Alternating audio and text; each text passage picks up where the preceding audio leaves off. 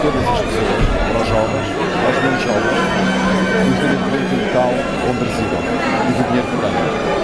Eu sei que neste momento as pessoas estão desesperadas, estão um pouco carentes no futuro, porque não sabem o que é a contabilidade.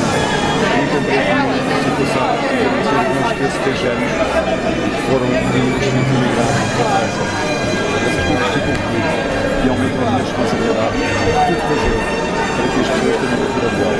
Não é que eu tenha mágica, é de um dia para o outro, com muita exigência, com muito trabalho, mas há um outro caminho que deve colocar o emprego e o crescimento económico no topo das prioridades, para que de facto as pessoas possam ter oportunidades de trabalho, ter os rendimentos para ter uma vida digna.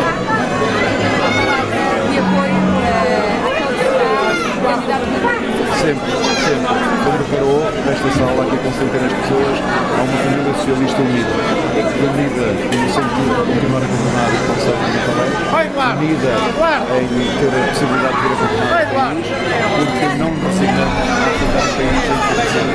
Nós precisamos de ter lideranças que motivem as pessoas e que tenham uma outra prioridade, criar riqueza, só criando riqueza que nós conseguimos fazer os nossos projetos. É isso que nós queremos. A mensagem aqui é muito simples. O Conselho de Montalegre é um conselho muito distante dos grandes centros.